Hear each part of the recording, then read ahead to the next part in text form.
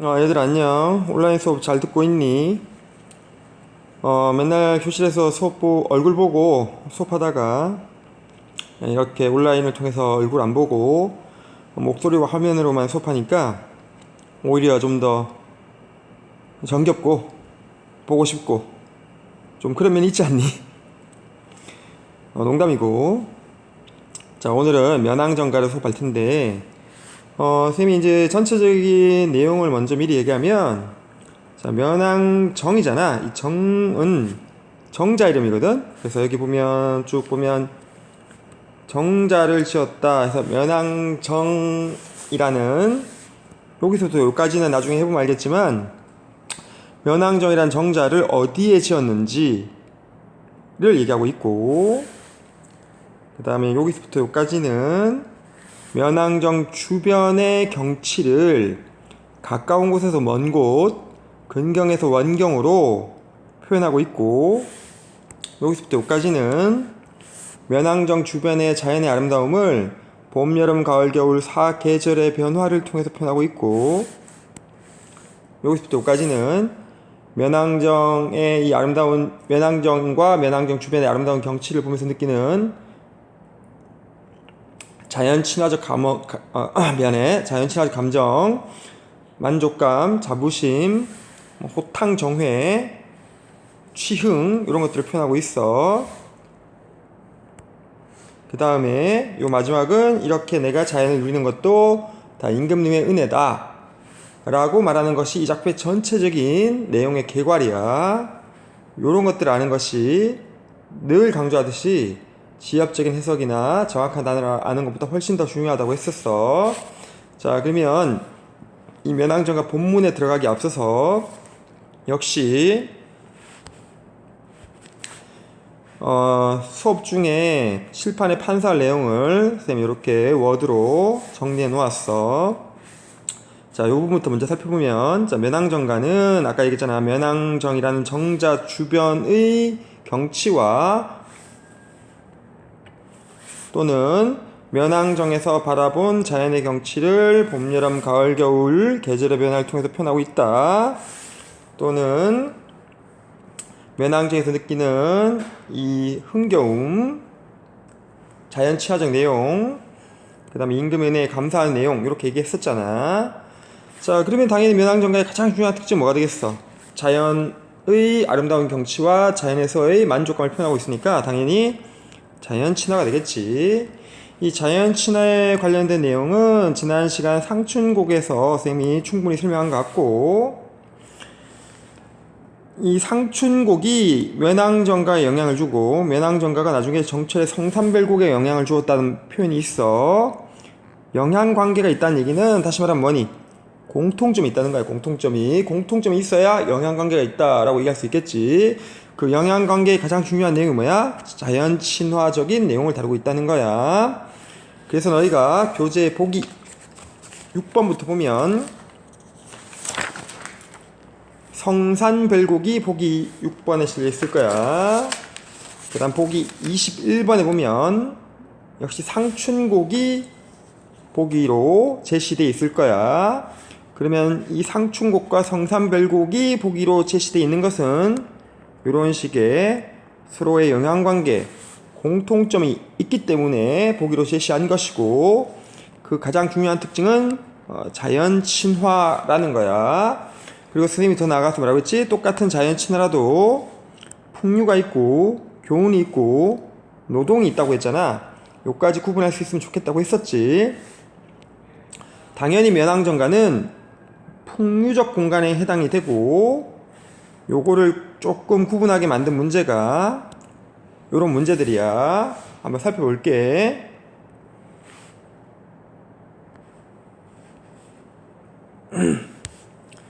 자, 1번에 보면 도덕적인 교훈을 이끌어내고 있다. 이거 뭐야? 교훈적 대상으로서의 자연이니까 이 풍류적 공간이 면왕정가에는 해당이 안 되겠지. 이 도덕적인 교훈을 나타내는 건 선생님 뭐라고 했지? 도산12곡, 고산구곡과와 같이 학문수양의 즐거움과 자세를 표현하는 작품이나 사군자라는 대상을 주고 지조와 절개를 나타내는 표현, 또는 우리가 관동별곡 배울 때 망고대와 혈망봉에서 높을 시고 망고대 외로울 시야 hir망봉이 하늘의 춤이라 무사히를 사로리라 천만겁 디나도록 굽힐 줄 모르나다 어와 너 이거 너 같으니 또 있는가 이런 표현을 통해서 지조와 절개를 나타내는 표현들에 해당하는 설명이지 이 면왕정가나 상춘곡이나 성산불곡과 같은 풍류적 공간에 해당하는 내용은 아니라고 했었어. 또 역시 상춘곡 할 때도 선생님 잠깐 설명했었는데 이 농가는 노동 후의 즐거움이야. 노동의 공간으로서 자연을 인식하는 것. 지난 시간에 상춘곡 할 때 했지만 농가, 전가 팔고, 논밭가라 기욤매고 이런 것들이 대표적인 작품이라고 했었잖아. 그러면 이건 당연히 노동이고 거기 비해서 면왕정가는 풍류다. 이렇게 구분하는 문제가 똑같은 자연 친화라도 요거를 구분하는 것 할 수 있어야 된다고 했었지. 자, 아무튼 이 면왕정가와 상춘곡과 성산별곡은 자연 친화와 풍류적 공간이고 이렇게 자연을 인식하면 뭐라고? 만족감, 자부심, 흥겨움 이런 것들이 나타난다고 했었지. 긍정적으로 해석하면 된다고 했었어. 거기에 비해서 외로움, 갈등, 뭐 고민 이런 식의 부정적인 내용은 다 틀린다고 했었지. 자, 요것만 알아도 요런 문제들을 풀 수가 있어. 역시 문제 한번 살펴볼게.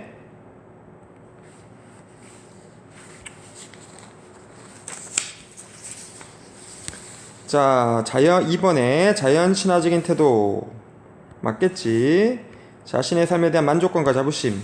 자연 친화니까 맞겠지. 자, 6번에 가보면 모두 현실의 시름을 잇고 있다. 성산별곡과 면왕정가는 자연 친화의 내용을 드러내고 있기 때문에 시름을 잇고 있다. 맞겠지.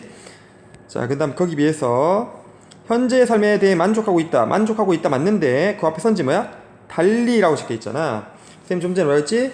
성산별곡과 면왕정가는 둘 다 뭐라고? 자연 친화니까 만족감과 자부심을 둘 다 드러내고 있는 거지 모두. 근데 방금 달리라고 했기 때문에 틀린 게 되는 거야. 자, 9번 문제 2004년도 수능인데 주제의식, 시적 화자의 정서와 태도 뭐라고 했지? 자연 친화, 만족감, 자부심, 자연과의 일체감 이런 것들이 나타나는데 자, 1번에 보니까 마음의 여유를 갖고 그 다음에 가득 채운다, 순수하다, 자유와 행복감을 느낀다, 천지와 하나를 이룬다, 일체감 이런 것들을 표현하고 있잖아. 그러면 이것도 이 자연 속 들판, 바람 이런 것들을 보면서 천지 이런 것들을 보면서 만족감과 자부심, 자연 친화적 내용을 표현하고 있으니까 그거 답이 1번이 되는 거지. 그러니까 가장 중요한 이 작품의 주제, 성격, 화자의 정서 및 태도는 자연 친화이고 풍류적 공간이고 만족감과 자부심을 드러내는 것을 말하는 거야. 역시 13번에 보면 자, 외로움 아까 외로움 아니라고 했잖아. 그럼 적절하지 건 답이 되겠네. 거기 비해서 즐거움, 흥, 자연물에서 받은 감흥 이런 것들은 맞잖아. 이렇게 문제를 구성해 놓은 거야. 역시 14번에서도 보면 여유로움, 흥취, 만족감 이런 게 되겠지. 거기서 미련 이런 거 뭐야? 잘못됐잖아. 이렇게 되겠네. 이런 식으로 정작 본문은 살펴보지도 않았지만 면왕정가의 중요한 특징을 알면 이렇게 쉽게 문제를 풀 수가 있는 거야. 자, 19번도 보면 자부심, 만족감 이런 말이 나오잖아. 맞는 게 되는 거지.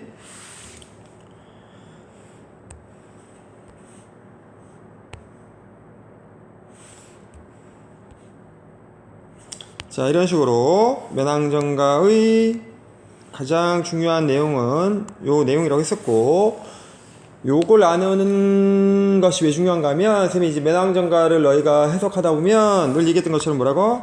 정확한 해석이 중요한 게 아니라 장면이나 중심 소재나 주제 및 성격을 아는 게 중요하다고 했잖아. 이게 자연 친화 풍요라는 걸 안다면 면왕정가에 좀 해석이 안 되는 부분이 있더라도 다 어떻게 퉁치면 된다고? 아, 자연이 아름답구나, 자연이 보기 좋구나, 자연이 만족스럽구나, 즐겁구나 이렇게 표현하면 해석도 훨씬 쉽다고 했었잖아. 그 부분을 보면 되겠어. 자, 다음 면왕정가 표현상의 특징인데 이걸 미리 얘기하면 면왕정가는 첫 번째 시선의 이동이 있어. 요거는 요 부분 봐봐. 면왕정과 주변의 경치를 가까운 곳에서 먼 곳으로 표현하고 있어. 요게 요 부분의 표현상의 특징이야. 거기 비해서 바사, 아자 부분은 본사인데 요거는 면왕정에서 바라본 자연의 경치를 계절의 변화, 봄, 여름, 가을, 겨울에 따라서 표현하고 있기 때문에 요게 요 부분의 표현상의 특징이야. 자, 요걸 갖고 문제를 만들어 놨고 역시 이 중요한 표현상의 특징을 알면 작품을 좀 더 쉽게 이해할 수 있고 또 관련 문제 몇 개를 풀 수가 있어. 이것도 문제를 살펴보면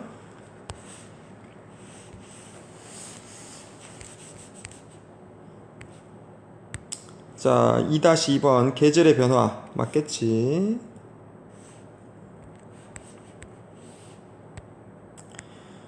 자, 13-2번 표현상 특징 계절의 변화 맞지? 흥.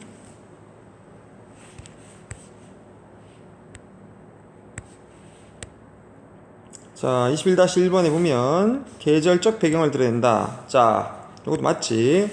근데 지난 시간에 쌤이 요렇게 했던 거 기억나니?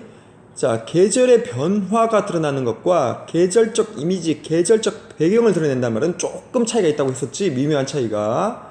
근데 이걸 갖고 문제를 만드니까 좀 주의하라고 했었잖아. 예를 들어서 면왕정가는 좀 전에 얘기했던 것처럼 제시문 괄호 바사 아자 부분 본사에서 면왕정에서 바라본 자연의 경치를 봄, 여름, 가을, 겨울 계절의 변화를 따라서 표현하지만 상춘공은 선생님 지난 시간에 그랬지? 봄의 경치를 공간의 이동을 통해서 표현하지 상춘곡에서는 계절의 변화는 없다고 했었잖아. 그래서 이걸 약간 바꿔서 계절의 변화를 드러내고 있다면 틀려. 하지만 계절적 이미지, 계절적 배경을 드러낸다면 봄이 들어가니까 이건 맞는 거라고 했었지. 요거를 조금 주의하라고 했던 거 기억하면 되겠어.